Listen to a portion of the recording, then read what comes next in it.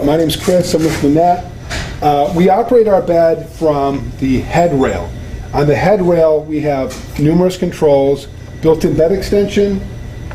Again, first thing you want to do though is hit your green button to wake up the bed. We can extend the bed out. One button, 30-degree head angle. We'll hold that button, will take us right to 30 degrees. The LCD will show 30 at the end of that. We have our head up, head down. We have our knee up and knee down. And then we have foot up and foot down. Okay? Notice, I can't raise my foot unless I catch my knee. So I always want to raise my knee before I raise my foot. The other thing you have over here is our high-low. And then we have our Trendelenburg. We can bring the bed back, or we can reverse trend the other way. And we have our turn feature. This is our beds have a frame-based turning function. The bed has a maximum turn angle of 15 degrees, but you'll never need to turn a patient at 15 degrees.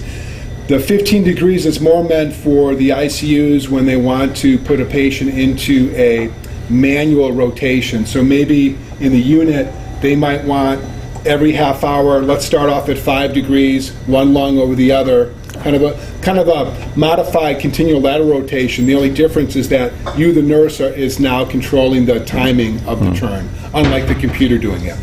Okay? We have one button chair position, which is this, CPR. The stop key is used as a hard reboot.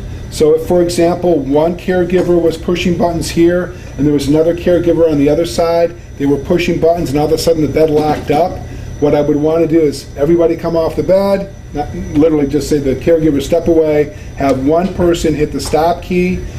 This gives you a hard reboot. At that point, the bed will come back to life, and then I can go ahead and proceed with what it is I want to be doing, okay? But that's if it gets locked up.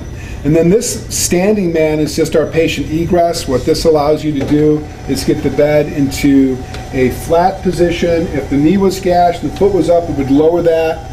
It would raise the head, goes to a low position. And then at this point, I can actually operate the side rail by pushing in, lifting up, and then what I can do is I can use my stand assist device right here.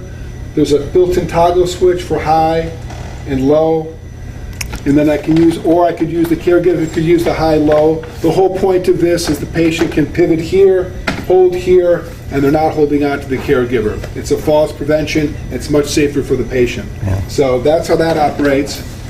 One thing I didn't show you before is when the bed is plugged in, the brakes will set automatically after 60 seconds. So it's a safety feature, again, part of the falls bundle, fall prevention bundle. CPR handle is here, drops the head, nice and controlled. It doesn't just slap it down like some of the frames that you've had in the past. Okay, then the brake will set in just a minute. The other thing we have here, at the end of the bed, the foot end of the bed, we have our Supervisor Panel. In the Supervisor Panel, it has all the same controls that the head rail has, with the exception of scale and bed exit. That's not found here. That's only found on the side rail control. The other point about the Supervisor Panel, this is where your lockouts are found. Lock the foot, I can lock the head, I can lock the high-low, and I can lock my foot controls that are on the bed. So this is nice when you want to stand away from possibly a combative patient, and you have the ability to basically operate the bed, from here. Okay. The brakes are setting.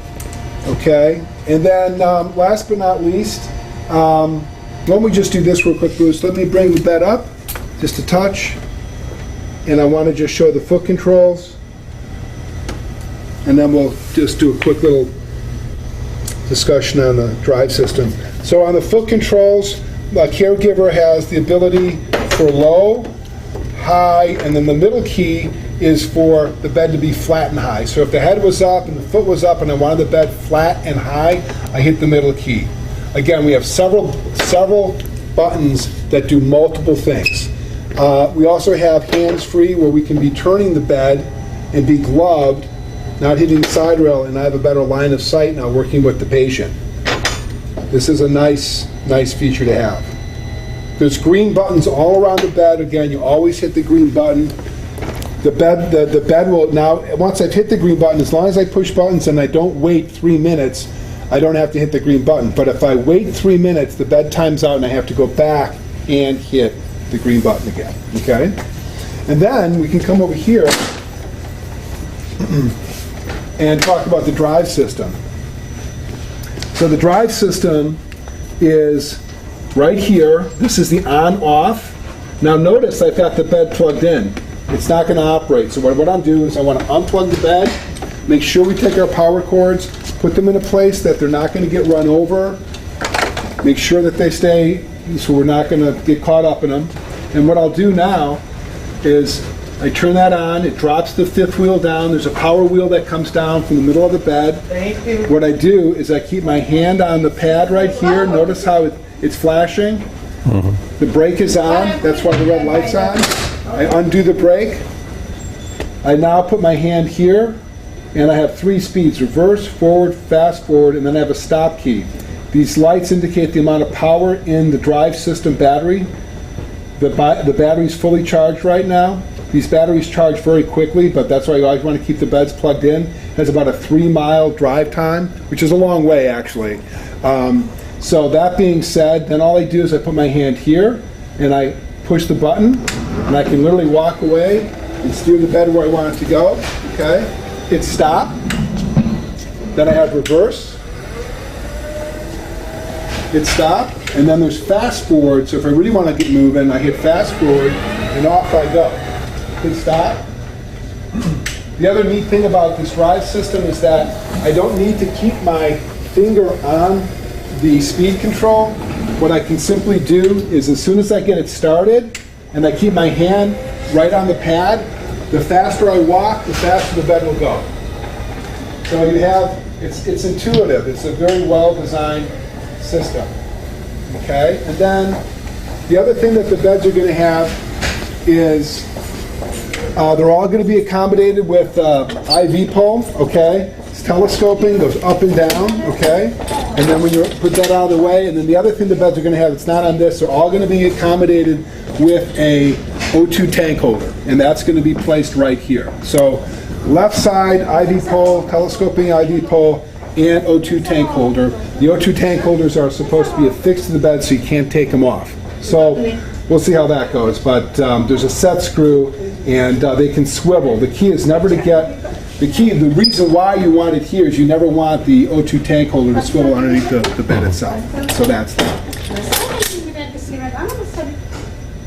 And then when you're done with the drive system, before you dock into the room, always turn off the wheel.